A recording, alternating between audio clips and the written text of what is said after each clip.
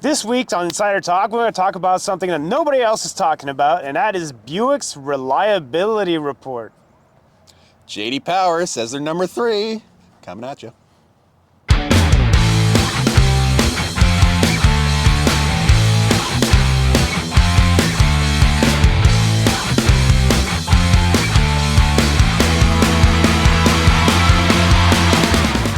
Hey, welcome to Outsider Talks. We're actually outdoors this time. Haha. I'm Brian. I'm Pat. And I'm still going to laugh at everything, but today we're talking about reliability. Ooh, no, Pat, actually, you found this article. I thought it was pretty interesting. Checking out a list of the most reliable vehicles for, I think it was 2023. It's the JD Power reliability report. They do a 3-year reliability report. So some of you guys might be familiar with it. So they've done it, they do it every year. But what they do is they follow vehicles for 3-year periods, and they just note, they do like hundreds of vehicles from each manufacturer. They know how many times they have to go into maintenance, what they have to be fixed, and what have you. And it just turns out that we're actually outside right now. We're shooting our next review, which is a Buick. And I was saying Buick has actually been top 3 and top 5 in that reliability report, definitely above average in reliability. So I wanted to make a show about it since we're recording 2 Buicks back to back, and we're not doing that, just by hazard. Once I saw the reports, I'm like, let's get ourselves some Buicks and test them out for yourselves. Yeah, so honestly, I was a little bit surprised when you first sent me that article. I was checking it out, and I don't know, Buick's just not one of those car companies that pops to mind when you're instantly thinking about dependability, reliability, but I mean, obviously there's something to it there. Well, here's the conversation, right?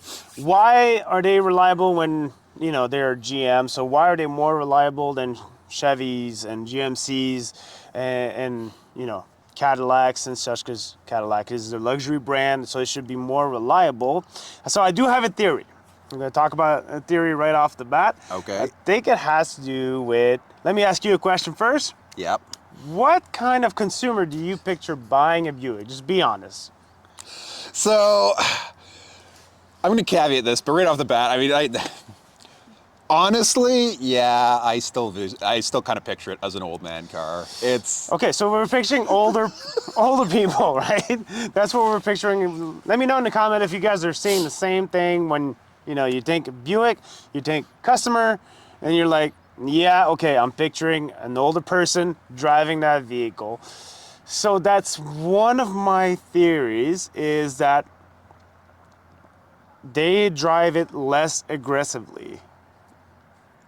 Well, I guess we'd have to actually look at the numbers. I don't know if they track who they're selling to, like the average age of their consumers. But I will say this, over the last couple of years, I feel like Buick's definitely making an effort. Like the vehicle we have right now, last year I think we had an Envision.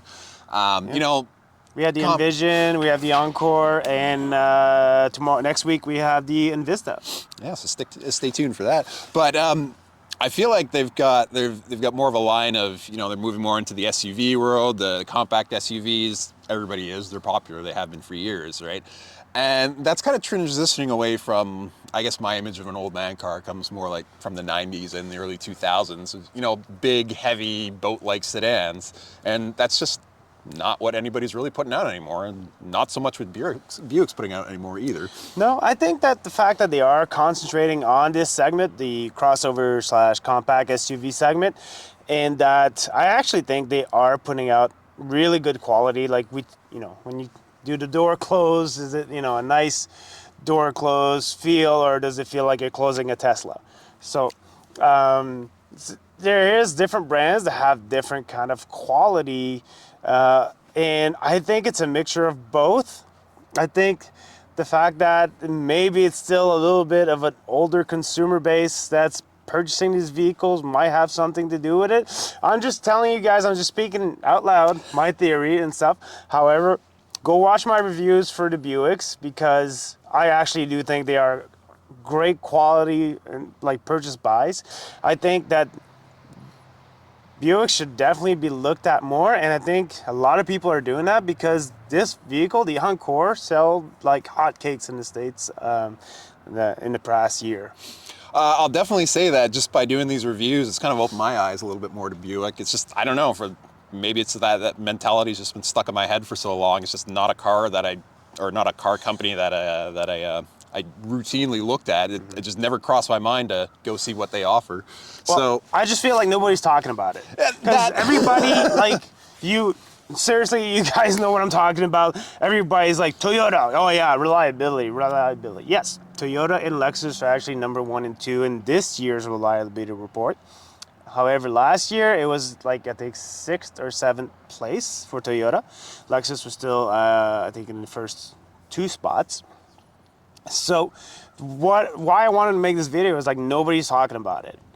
We have one brand that's consistently in the top 5 for reliability. We're talking consistently, not just in this year's report, but in last year's report as well. And nobody's talking about it because it's Buick. So I think a lot of people are just assuming because of the consumer base, like I was saying, that's one theory, but they actually do put in a very quality product, and I don't think that's being talked enough by either YouTubers like ourselves, auto journalists, people that actually went to journalism school and do the same job we do.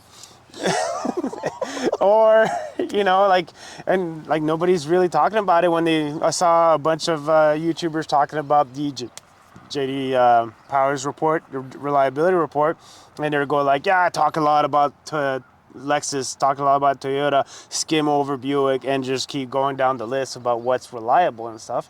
And I just don't think that's giving the brand enough credit. Well, and I mean, here's the chance for all of us uneducated folks like me that, like I said, I hadn't really paid attention to what Buick's been doing the last few years, and then all of a sudden, look at that. Pay attention, Brian. Exactly, right? So here we go. It's more incentive for people to actually have a second look, dig a little deeper especially with the way prices are right now. Because the other thing that's impressed me too is so far the Buicks that we have reviewed, they're not on the high end of the price range compared to a lot of the other stuff we've seen, but you're still getting They're the very quality. well priced. Yeah. No, they've been very well priced. It's not a luxury brand anymore. They do have the Avenir trim, which is pretty nice. It's not, I don't think it's up to a Cadillac, but it's up there. It's pretty nice. So you guys give me your thought. This is a short video about this discussion because it's a short topic. It's just talking about Buick's reliability and stuff. If you have a Buick, please comment down below. Also, guys, please like and subscribe to the channel if just to help us grow the channel and get us more videos like that. We'd love to hear your opinion in the comment section about Buick. Yeah, let us know what you think. All right. Thanks for watching, and we'll catch you next time. See you later.